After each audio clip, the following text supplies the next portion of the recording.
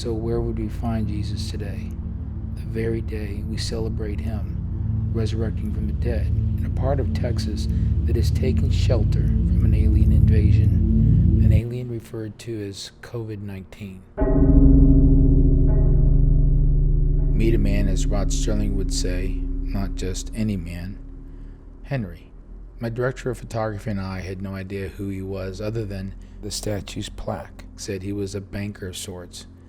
I was unimpressed, but still there was something wonderfully eerie about the statue of Henry with the COVID mask someone had afforded him sometime before we arrived.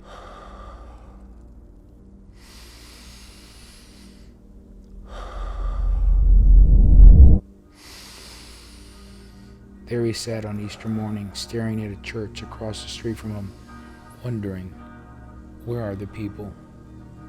There he sat in front of a church that lay desolate at 10 a.m.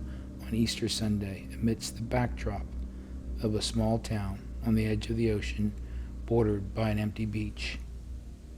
A small town that was more than just sleepy, but for the very first Easter Sunday ever, it was desolate, practically void of human life. And so begins our journey in search of God, or by the same token, the risen anointed one of the Christian faith, Jesus Christ. Where was Christ amongst the travesty of this coronavirus strand that lay our city, our country, our planet, Earth desolate? The answer for me was everywhere and nowhere at the same time. The wind, the quiet wind, may be there. Our city was no doubt at peace.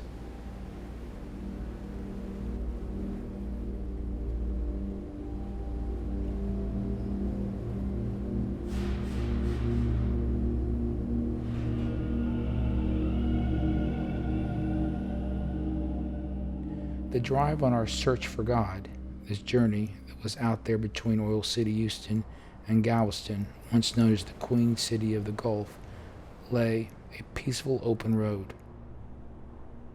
The reflection in an empty bus that was there to pick up no one had the perfect cross reflecting in the large window where no one looked out of.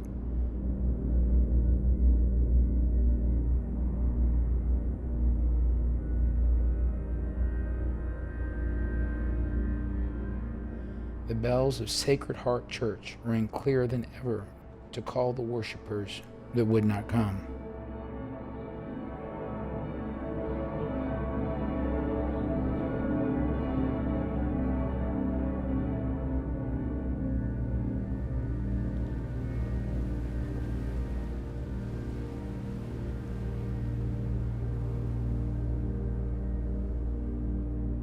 Even the churches we went to seemed to resonate with the calm and peace, as to not mind being absent to the visitors on Easter Day. Yes, no doubt the sun had risen that day, as it just sat there in the sky, most comfortable and relaxed, with no rush to go anywhere or say anything.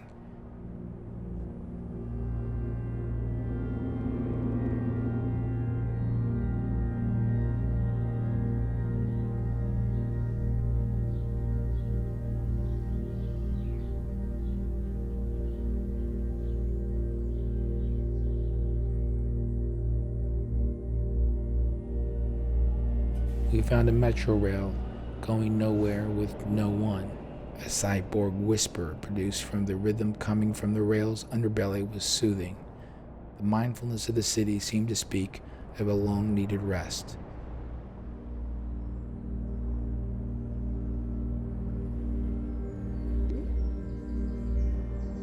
I think the Spirit of Christ was alive mostly on the restricted children's playground.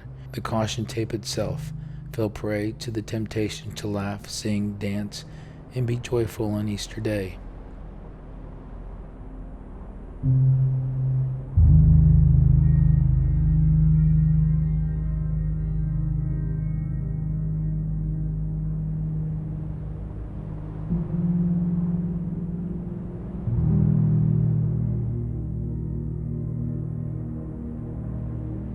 The echo of children resonated on the playground as I thought about how much a playground can teach us about life, the courage to climb up and the strength to come down in a childhood garden. On that Easter day, the harmony and quietude of the dead seemed not to miss their living visitors as a large oak tree swayed over the graves, providing grace and company to the empty graveyard.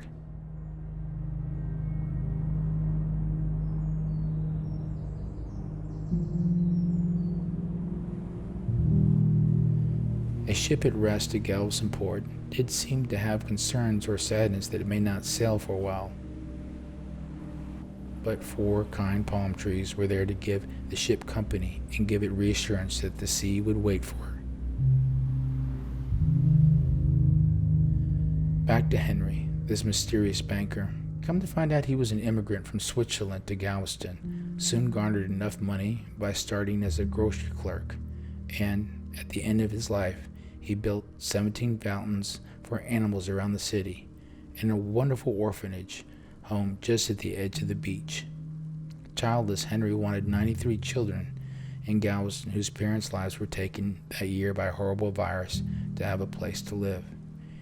You may want to ask yourself, where was God when the parents were taken? And where was God when a couple years later the whole orphanage was swept out to sea, along with the 93 children and 10 nuns who cared for them?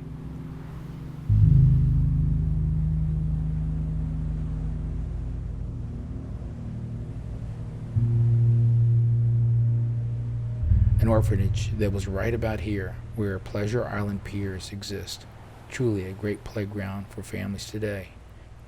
So it comes down to faith and knowing that we don't have the answer looking back any more than we do this Easter Sunday. We only know that some things are beyond our understanding, and we can face atrocities one of 2 ways: with fear and resentment, or embrace tragedy with love. I think that is what faith is, the absence of resentment when times are difficult and knowing someone is watching over us.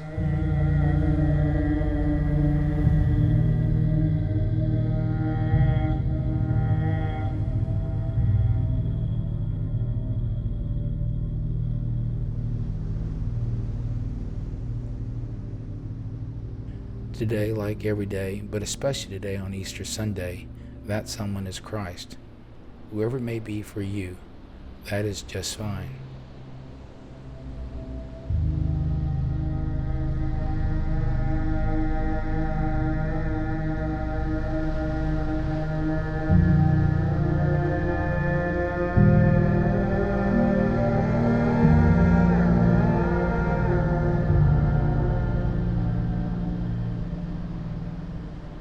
Baseball parks, much likened to child's playground, also echoed grown-up children that once were here. The smack of a pitch could be heard whistling through the sky. It is here in the echo of the game we can feel Christ present.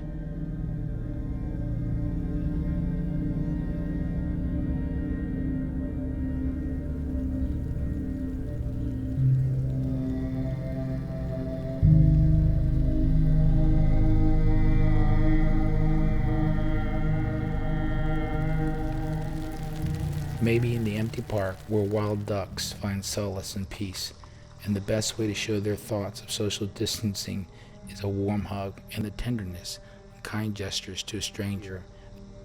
Well, that could very well be where God is right now on this Easter Sunday.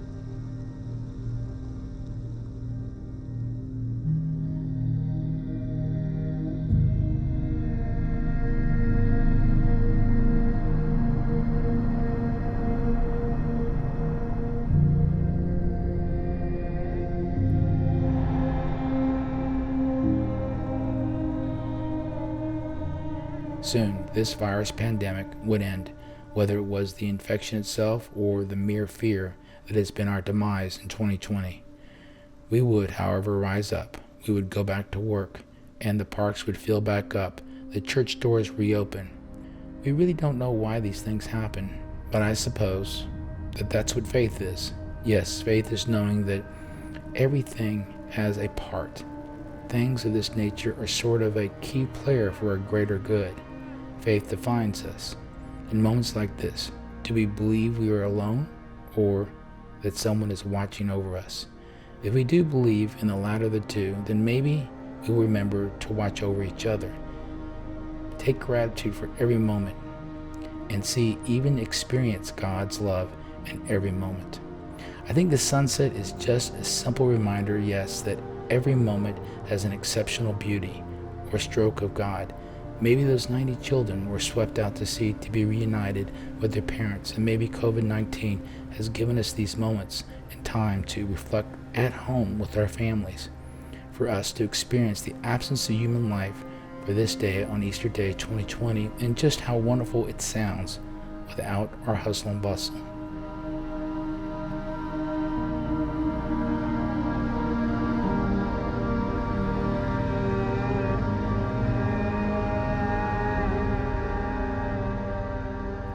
One thing is for sure, God had painted a masterpiece on our final shot Easter Day along the ocean shore, with this gentle wave visiting the rocky beach.